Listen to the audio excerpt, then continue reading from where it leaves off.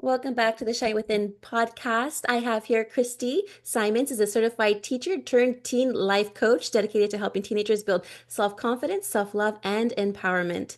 As the host of the Confident Teen podcast and a proud mom of two, Kristi draws from her personal journey and professional experience to equip teens with the tools and life skills they need to thrive. A passionate advocate for self-growth and authenticity, Kristi inspires her clients and community to embrace bravery, trust themselves, and take action toward a brighter future. Amazing. I have a teenage boy, Kristi, so you're going to have to help me. No, actually, he's a really good boy. I'm truly blessed to have his spirit in the household because he's an old soul and I'm learning from him. I love that. I love that you bring up Old Soul too, because I feel like my daughter, I can already tell she's only 2, but I definitely feel that same way about her. So I have that same shared experience. That's so neat. Oh, so how old are your children? My children are 2. Beatrix is 2 and Hendrix is 4. And I love their names, by the way. That is so cute. Thank you. Yeah, so I have a 9-year-old, a 10-year-old, and a 16-year-old. All boys, which makes it I fun love in the that. household. It makes it really fun. And yes, my a young one, the 9-year-old, is also an old soul. And I'm like, man, my husband. So we're married, so we have a blended family. And so his son is the 10-year-old. I call him my son also. I don't really call him my stepson. He's my baby Yeah, also. love that. And just a side note, I will get into the conversation too, but I just love chit-chatting as well. Um, I met him before I met my husband. Yeah. Serving the children. There was in children's ministry, and I just fell in love with this little boy. I'm like, he is so cute. He reminds me of my little one. They need to get together one day and play. And anyway, so I guess, so his dad also served street ministry as well as I did. And we started chit-chatting a little bit. And I said, you know what? Your son is such a good boy. I love him. He's in my class and he's just amazing. He's like, oh, you know him? I said, yes. So then he added me on Facebook. And after that, he then messaged me 2 weeks later saying, hey, I think we should get out and have the kids play together. Sure. But the kids never played together. We had dinner and had amazing conversation. And one thing led to another. We fell in love and then just got married right away. And it's been such a blessing to have all the boys in the household together. And I'm truly excited. So before I Oh go my off on a God, what a great tangent, Christy, story. I apologize Oh, in that's advance. okay. I am a I kind of got chatterbox. chills though. No, I got chills though when you said that you loved him though first. And Yes. then it was like after the fact, everything kind of fell into place. So I just think that's really beautiful. I'm glad you shared that. I needed Yes. that today. That was really nice. Yay. So let's talk about your journey. Can you actually share your journey from being a teacher to becoming a teen life coach? Yeah, absolutely. I'm always curious, like which way this story is going to come out because I share it so much on other podcasts. And I feel like every time I share it, I learn something new about myself, essentially. So going back to the year 2020 is when I became a mom for the first time. And so leading up to motherhood, I had been a teacher for just over 10 years, so just over a decade, and kind of just leading my life the same way I always had, honestly, ever since I became a teenager. It's like I became a teenager and I adopted all of these beliefs and these perceptions about myself. And that just kind of stuck all the way through. I kept checking the boxes, but I really truly felt like something needed to change. And so when I became a mom, that's when that really hit me. I actually felt like something cracked. Motherhood really shook me and it shifted me in a lot of ways. And it was like all of these parts of me started just to shift and change. And I really started to hear that inner calling that something needed to change. And then I knew that that something was me.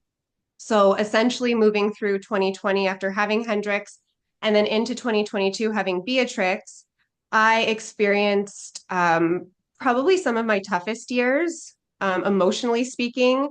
I was on both maternity leaves, but I also had to return back to work. But work looked a little bit different because of the pandemic.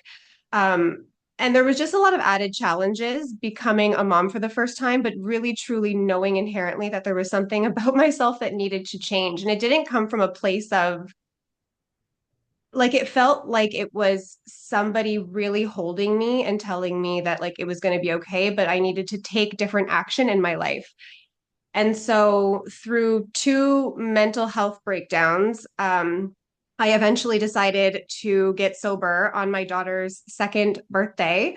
So 2 years ago. And I mean, that in itself, we can speak a little bit more to that after, if you want to, but that in itself was a game changer for me and brought so much more capacity into my life, like the ability for myself to expand and to start to understand all of those parts that were shifting and really truly seeking that change that I was actually desiring. So in 2022, after I made that decision, I hired my own coach, and everything sort of just organically came together after that. Again, the pandemic was still happening. There were families that needed support with their teens, helping them to finish their credits in order to graduate. So I was tutoring online, helping with schoolwork, doing things like that.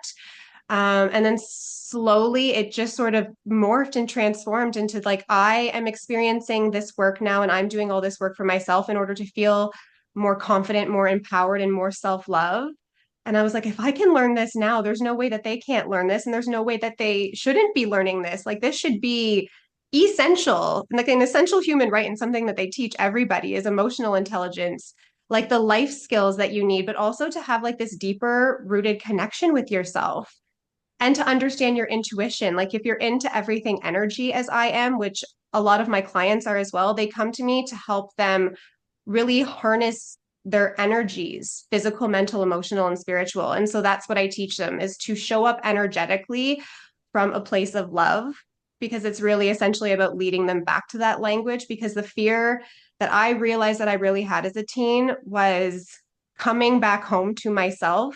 And when I think about it, my true self is love. So, really, what we're afraid to lean into is love. So, I lead them back home to that through my work now. That is beautiful. You're speaking Thank my you. language, by the way. I'm hearing all these words pop up, and I'm like, yes, yes, and yes, yes, yes, yes, yes, yes, yes, yes, yes. That is amazing. Yes, they don't teach us loving yourself, do they, in school? You know what it is?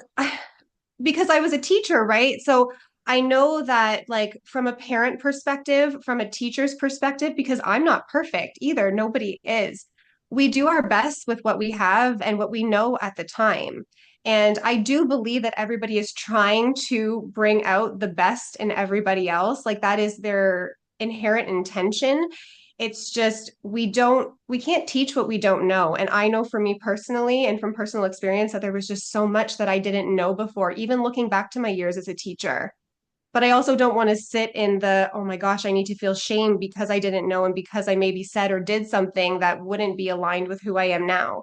It's not about that. It's more just about, learning. And once we know better, we can do better. Absolutely. Now, what are some of the most common challenges teenagers actually face today? And how do you actually go ahead and help them navigate these challenges? So I would say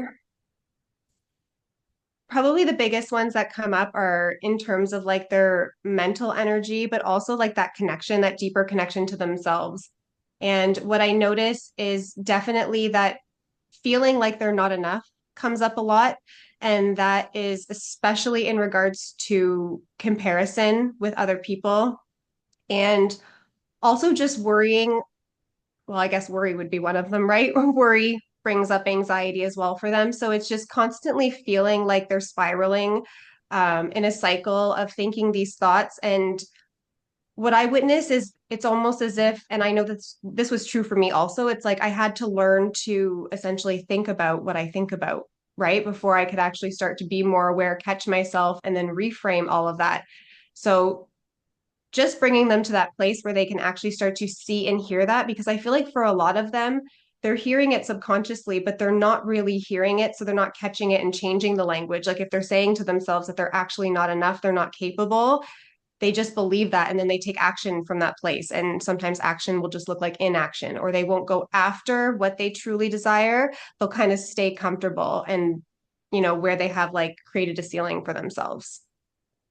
Yes, I remember in high school. Let me just take a little Yeah, take memory. us on a story.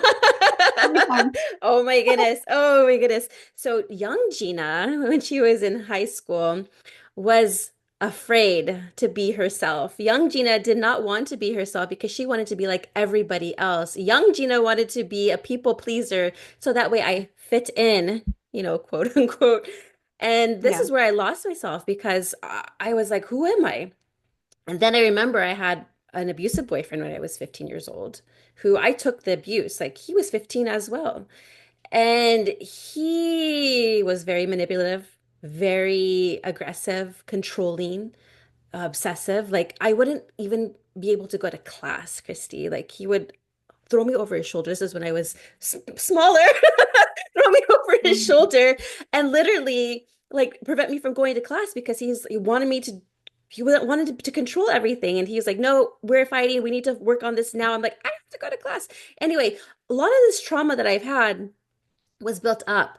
And then fast forward in my junior year, the boyfriend I had then, he wanted to introduce me to the rave culture. And so I was partying. And so when I was introduced to rave culture, I felt like I belonged there. I'm like, this is what love is supposed to feel like because everyone was taking drugs and probably drinking.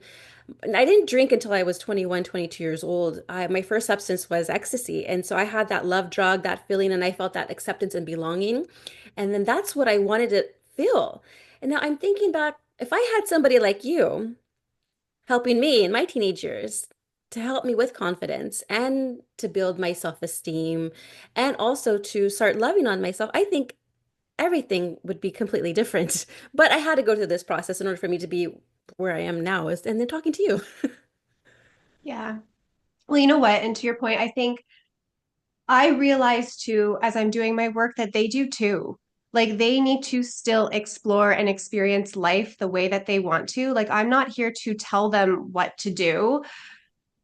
The way that my work actually works is that I essentially so my business name is Teach with Love.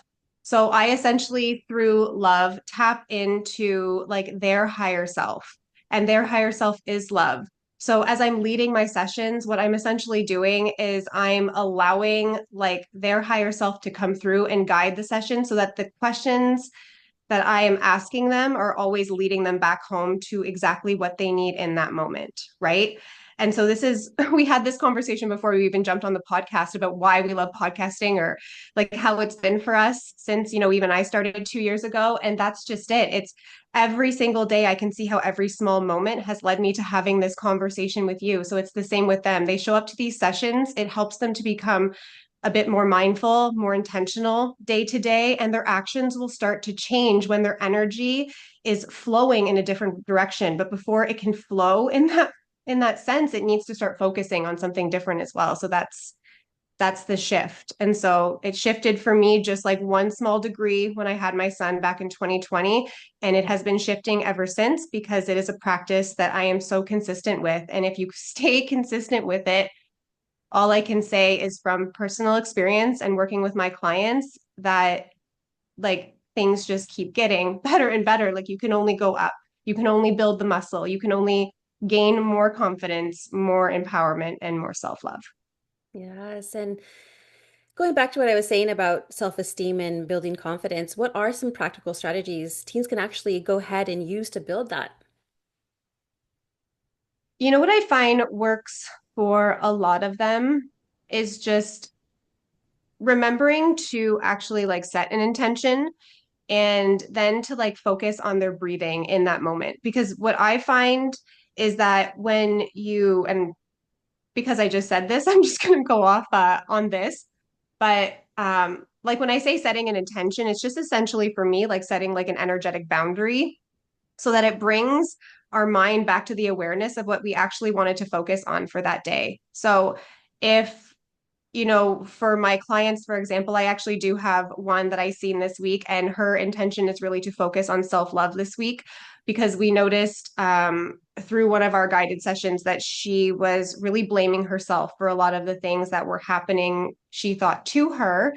And so, by helping her to reframe that this week, her intention is really just to focus on self love and giving herself like compliments throughout the week.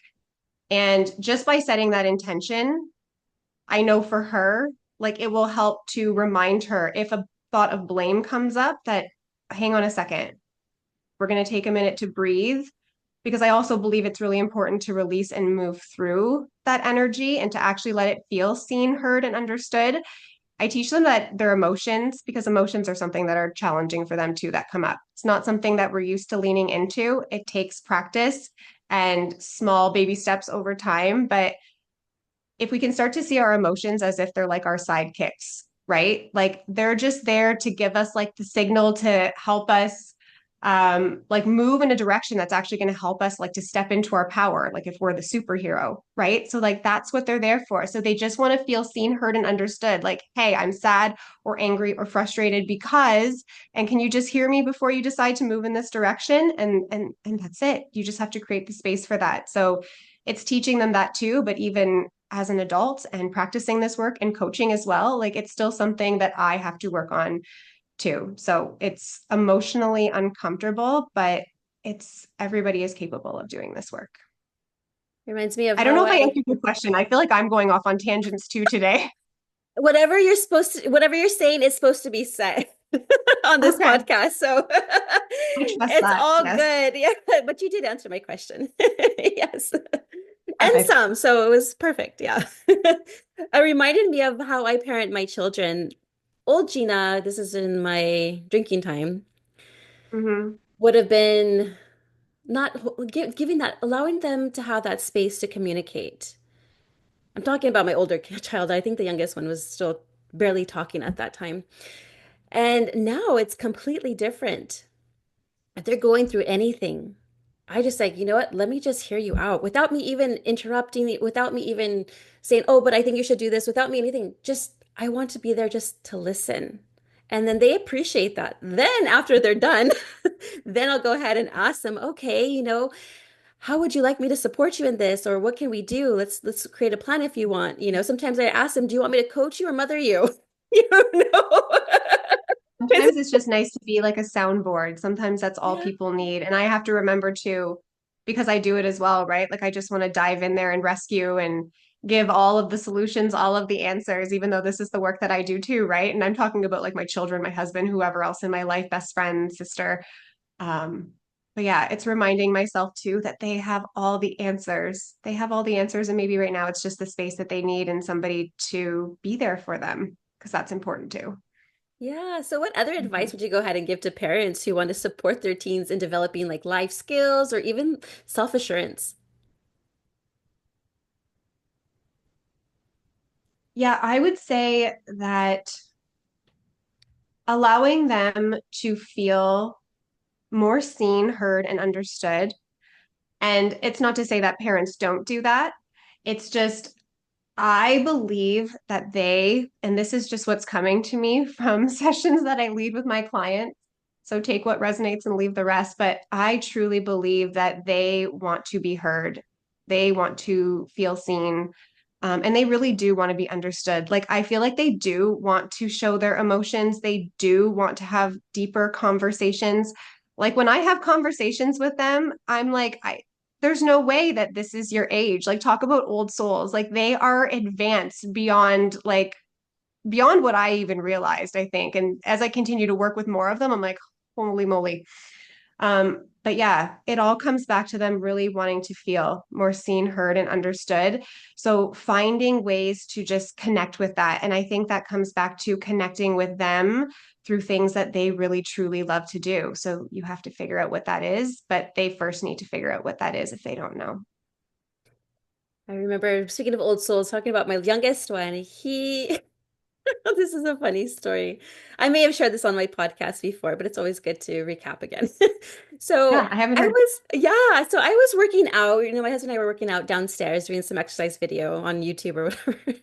And then I barely was sweating. And I remember going upstairs and just checking on the boys to say, hey guys, how are you doing? And first off, we always invite them to exercise with us. They're always welcome, but this time they didn't want to. And so I went upstairs and checked up on them, and I was looking at my son, like, hey, how's it going? And he looked at me like, kind of like with disgust. And he was like, you really need to take a shower. I'm like, excuse me. And it's so funny. He tells me what to do all the time. You really, like, he's trying to teach me. And I'm thinking about it. I'm like, you know what? His soul is probably way older than mine, but in this lifetime, I am the parent and you are the child. And this is what I remind him all the time. I said, honey, you know what? I think your soul is a little bit older. But in this lifetime right now, I am the parent and you are the child. So please listen to mommy for now, okay? I listen to you and I love what you're saying. And it's just hilarious because he will tell the older brother what to do. And, because my oldest son is so sweet, he'll just do it without any hesitation. Oh my And gosh. it's just so funny that these children, they're just incredible souls and just have so much light. And I'm just like, wow, you are something else. But anyway, I had to And I share that. cannot tell you how much that just resonated with me. My daughter was literally like what you just described, and her being the older soul, and me feeling like I was the child and she was the parent this weekend, the way she was speaking to me. And the way people were like, you get the stares from like some family members or parents or whatever else, right? And they're just like, oh my God, you're gonna let her talk to you like that? But she's two. I'm like, I'm gonna give her another marshmallow. That's what I'm gonna go for. Yeah, yeah. But yeah, no, she's so funny. And that just hit home because that's what it felt like to me this weekend. So I'm gonna have to use that. You might be an older soul here, but yes, I'm your mom. I'm your mom on this lifetime, lady. Right. Oh my So goodness. cute. I Love love it. the children. Oh, they're just such big blessings and they're so intelligent and just so full of love and light. And I'm looking forward to seeing the younger ones get older in their teenage years and seeing how they interact with each other because they're just like buddies. It's so Yeah. cute. Oh, I love them. I can talk about the children forever, but let's go ahead and talk a little bit about your sobriety and personal growth. Like, congratulations, 2 years on your daughter's birthday. You said that's the day of your sobriety date. Is that correct? Yeah, so well, essentially what happened is after I had my son is when I heard that the change needed to happen. The change was me. And so I remember trying after I had him because one of the moments that really stuck with me was 8 months into like my breastfeeding journey with him when I remember feeling so much like hatred towards the fact that I had to continue to feed him because all I wanted to do was to be able to have a drink with whoever. Um, and so yeah, that's a moment that's actually still pretty raw, just even mentioning it now. Um, but yeah, there's moments like that. And again, thinking back to Kristi back then at that time, like compared to who I am now, it's just she didn't know better. Like there was so much that still wasn't aligned. And there were so many parts and pieces of myself that were just so disconnected. And I didn't want to lean into love. I was afraid of that because I had spent so many years numbing it, right? And like that was a really big pivotal moment for me. I don't think it was actually in that moment that I actually realized it. I think I did end up well, I know I had the drink. I know that I stopped breastfeeding my son because of that. And it wasn't like maybe like, I don't know, a couple weeks later where I was feeding him a bottle and was just like, oh my gosh, like what did I do? Like, and I realized I couldn't go back. Like I couldn't change the decision I had made. And I was starting to feel more pulls like I don't want to do this anymore. Like not this. This isn't for me. Like I need to release this. I just didn't know how. And then obviously I got pregnant with my daughter again. And then, oh no, sorry, not her second birthday. After the fact, after I had her, oh, I was getting my timelines mixed up. Yeah, she was born in 22, not when she was 2 years old. So when she was born in 22, I essentially consider that like her birthday. When she was born is the day that I officially was like, I'm never going back. Like this pregnancy, I am breastfeeding her. Like it's not even a question, and it's not going to be a question after the fact because I don't want to go back to that space and that place. And that's when it really also started to come very clear to me that in my teen years is when all of those habits formed. But I also don't, for me, it's almost like I've released the blame that I used to place on the alcohol. And I've just brought it back like I needed to come back home to myself and I didn't know how. And alcohol was just in my way. It was stopping me, it was blocking me. And now that I removed that block, it's like, what comes next? Because there's always more ways that we can learn and grow along our journey too. So, but that's my story, short and sweet. That's beautiful though. Yes. And I know that once I became sober, everything just changed completely for me. Like everything. don't even know where to begin, like every single I thing. know. Like if you were to talk to me 7 years ago and ask me how I'm doing, it would not be anything what I'm feeling and experiencing right now. It was more despair, unworthiness. I felt incapable.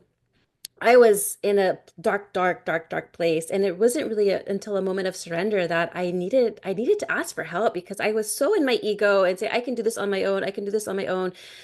But for my drinking was severe. I needed medical attention in order for me to be okay. Otherwise, I would probably be dead if I tried to do it on my own. And I tried to do it on my own multiple times. It just never succeeded. And it wasn't until I had asked for help and then boom, I was hospitalized 2 weeks later, but with pancreatitis. And I really had to sit within myself during those times. Nobody visited me, Kristi. I think everyone hated me at this time. And which was a blessing though, because I mean, the nurses were there and were awesome and amazing. And of course, they're taking care of me. But it was sitting with me and my inner wisdom and source, God. And You had to hold that belief for yourself. yes. That's a lot. It was a That's a lot. lot. And I remember I'm like, okay, this is the time where I decide that I quit because I'm in here in the hospital getting detoxed medically and I'm being taken great care of. Mm, What a perfect opportunity for me to start fresh. And I had already yeah. moved out of I was living in a studio because, my kids were taken away because of my behavior and everything. So it was me living there by myself. I had to change everything, but I was ready. I remember going home after I left the hospital and there was a bottle of vodka there waiting for me. I threw it out. I was like, no, I'm not going to drink. And then I just totally changed my life. I started working out and focusing on my body, going to Orange Theory, 5 a.m. Started going to church because I felt like, okay, I'm being called to go here. And I met a whole bunch of people, women. I was doing Bible study, I was serving, I was just in where I was supposed to be at that time. And then it just evolved into then meeting other women who then introduced me to other women, where then I got into business coaching. And then it just started unfolding. And then, like, all these things started happening. And I really feel like I had more clarity when I became sober. And do you feel like, even for yourself, do you feel like a lot of doors had opened up since you've become sober? Oh, windows, doors, everything. The floodgates have opened. Yeah, for sure. And again, it's been a slow progression. Like when I spoke in the beginning of like that, just like that 1 degree each and every day, I truly believe that that's what's been happening. And as time goes on, I think I'm realizing, well, I think this also depends on like what's happening just in the world in general and the moon and all the things. I mean, I'm not super up to date with all of that, but I do believe that right now we're experiencing like things are a little like quicker. I don't know if you feel like things have kind of sped up a little Oh bit yeah. recently. So I'm finding that, yeah, those degrees are shifting faster for me right now. But again, being in that place where I too was so attached to like when I was going to have my next drink, right? Like when that was like the only thing that I feel like I actually worried about. Um, to now being like on the other side of that, like what has it opened for me? Well, obviously, this business is here because that was one small piece of the puzzle. I ran a full marathon this year. So that Wow. is something that I'm still incredibly proud of. And again, these are things like these are just desires of mine that like I don't think I would have ever given myself permission to actually want and go after had I not released that and let it go. Um, and what else was I thinking of? Oh, it also opened the door to my business. I mean, so now what's happening is it was teen life coaching. Now it's teen life coaching with a well, I would say it's grounded in spirituality. I would say that it's very much grounded in intuition. And for me, like it's moving into the realm now of like psychic mediumship and other things. So, I mean, again, and I could have never imagined that any of this was possible for me. Um, because before I wasn't allowing those pulls to be there. And now I am. So, yeah, it's just choosing the choice can be very, very challenging. Like the choices that you have to make each and every day can be challenging, but they have been so worth it. on the other side for me, is all I can say. And you bring up psychic and mediumship. This is an area that I'm really interested in, and I've been experiencing a lot of my own abilities. I've always had I'll them. connect you with somebody. I have somebody to connect you with. She's gonna be, oh my gosh. Okay, I'm sorry. Can I plug my podcast really Yes, quickly? yes, Are yes, you yes. okay? Because I don't want to just do that. And okay, so literally, we're having this conversation. I don't know when this conversation is going to go out, so that's okay. But episode 109 of the Confident Teen podcast is with my actual spiritual mentor, Brittany Schmidt. And I think the episode title is Own Your Worth, Find Your People. So yeah, she is the connection. Yes, that is You may awesome. Yes. My mom is a medium, but I asked her, I said, Mom, why don't you use your gift? So I'm too busy. I'm too busy. But she has the gift. I have the gift. I don't mediumship. I don't, I can, but I'm not wanting to, I guess, just yet. I'm more of a have a knowing. I have more, I can hear now, voices, not schizophrenic, okay? I'm going to tell you another story just recently. Okay, well, let me back up. Last year in December, it was like around Christmas time, and I wanted to know like what gifts I should go ahead and give my mom and my sister.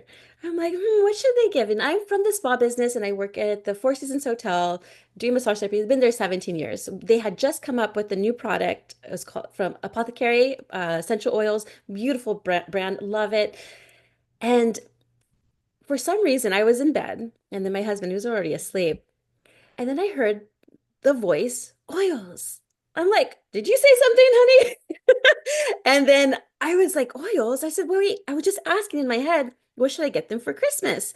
And the voice oils came in. So I was freaked out though. I was like, okay, I am not ready to hear voices right now. What is going on? I am not ready. So it stopped, right?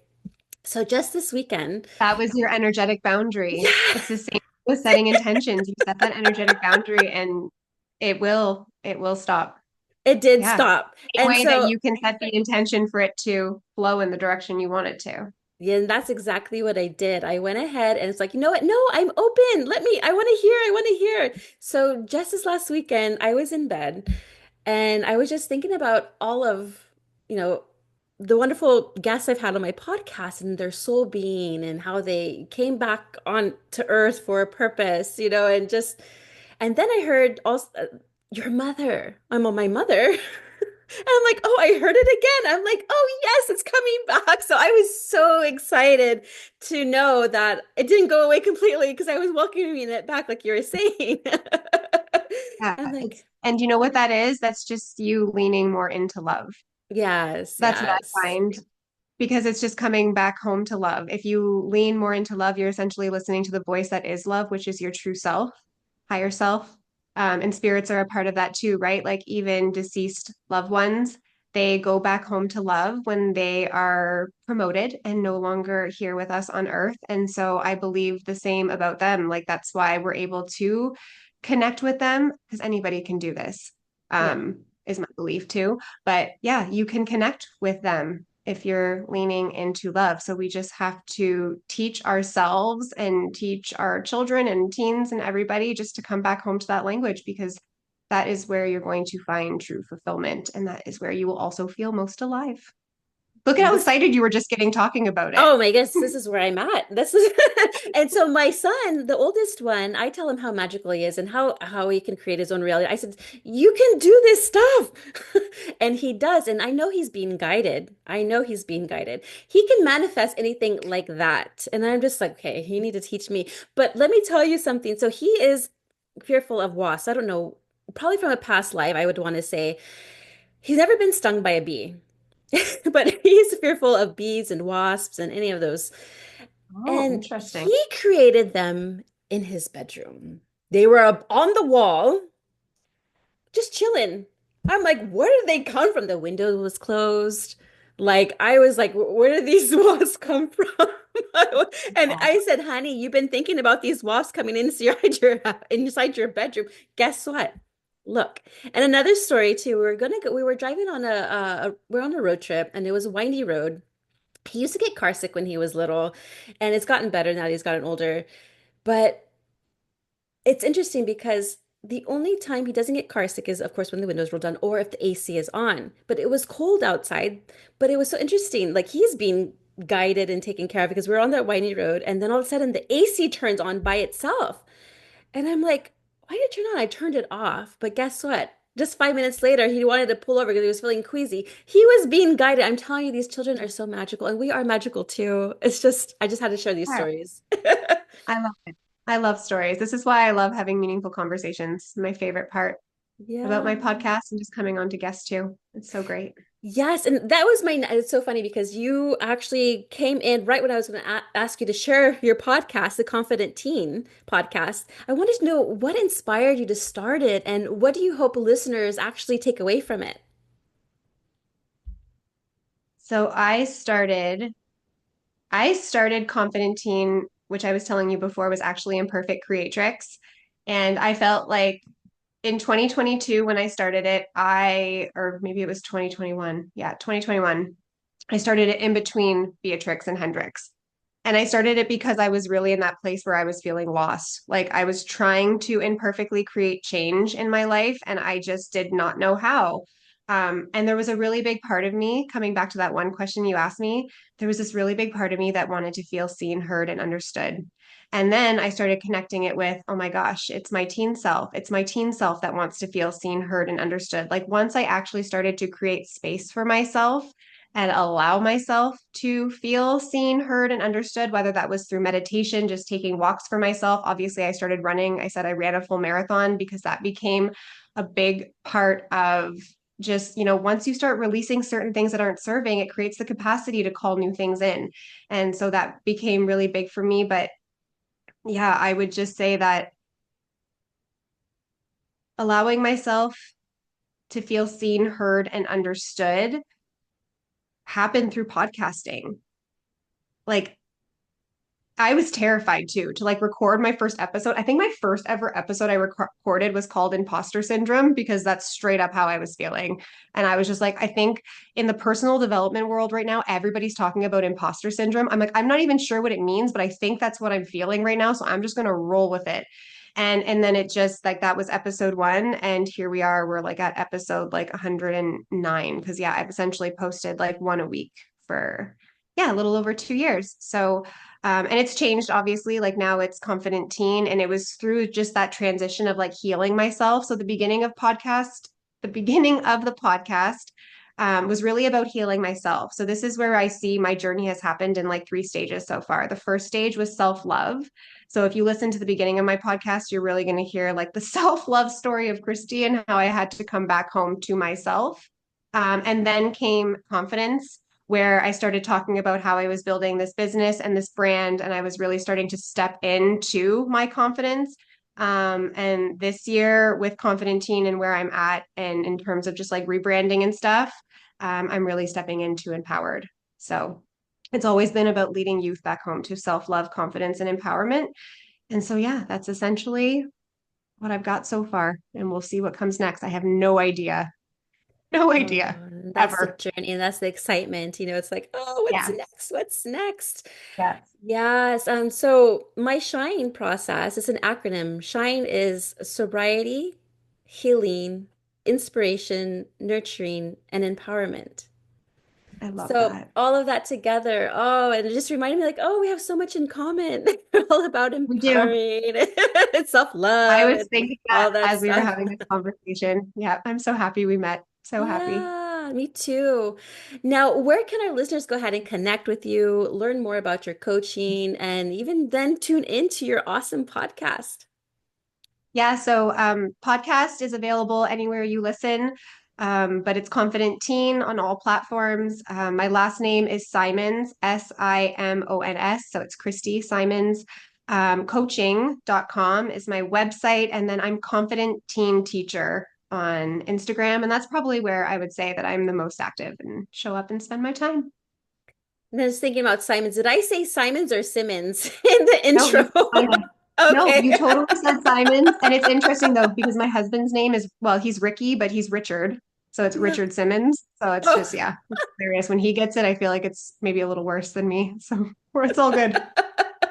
And that's that I remember Richard Simmons. There Reminds you me of my go. childhood. All that dancing and exercises. Last question. What does success look like to you as a life coach and as a mother? Ooh, this is a good question.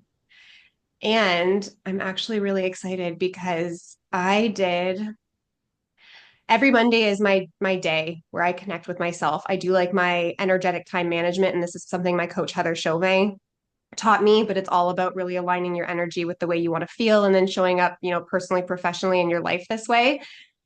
And so I was doing that this morning, but before I did, I realized that I was really just needing to like lean into abundance. Like abundance has been coming up for me a lot lately. And so I leaned into abundance because, and it's interesting that you ask about success because this is what hasn't been sitting with me lately. And I think this is where I've been getting like blocked and stuck and been needing to challenge myself. And so after that meditation, what I realized, and it came like so clear to me, was again, it always comes back to the small moments for me. It always comes back to the small moments. And it was the same for the freaking marathon. It had nothing to do with crossing the finish line. It has nothing to do with, I mean, sure, like I'm not saying it's not okay to want to make money and be successful, like the tangible things that you can have. Um, but like I sat there this morning and I literally just had tears as I was journaling about how like I remember just like the store clerk when I went to go buy like Christmas cards of my kids, like how excited they were about what they created for me and how they thought that I would really like it and they took so much time and they were beautiful and um just little things like the lady at the grocery store who like made conversation with me and was just really happy and smiley. And I feel like it's all about how you show up energetically too. So I'm starting to recognize that if you sit in gratitude, like to me, success is allowing like gratitude to literally be like the CEO of your life. Like if you can lead from that place, you are going to start to see not only those things that societally we're taught to be maybe more grateful for, but it's in fact like those small moments. Like that stuff's all just like it's extra, but it's the small moments that you get to experience. Like for me now, getting to experience more time with my family because I created the space and the capacity to be able to work in this way, to be able to help teens like come back home to self-love, like to like their homework for the week isn't math. It's like tell yourself you love yourself more, give yourself compliments. Like this to me is like this is the work that I was meant to be doing. And so honestly, like I feel successful at the end of every day already. So just because of that. That's beautiful. Thank you so much for sharing that. But any You're last welcome. words or anything else you'd like to share? Um, well, in terms of like intentions or mantras or whatever you want to call them, again, I'm not really good with the lingo. I just do my own thing. I make stuff up as I go. But um, mantra, affirmation. I heard the whisper, the voices too. I haven't heard oils or mother yet, but 4 years ago, I heard be brave, trust yourself, take action. And so just offering that to your listeners, no matter how old or young, I feel like that has changed my life. Being brave enough to actually listen and then being able to trust that if I lean into love and take action, like incredible things will happen for me on the other side. Um, it's literally what keeps me going. That's what I keep saying to myself. Just be brave, trust yourself, take action. And so far, so good. So far, so good. It's gonna get better. Far, so good. Awesome. Well, thank you so much, Christy, for being on my show today. You're welcome. It was a pleasure and it was so much fun. I'm grateful for you. I loved all of your stories.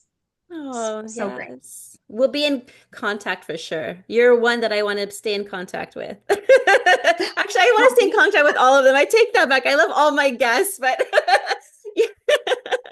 But you know what I mean. We totally do. We totally do. I love it. Thank you.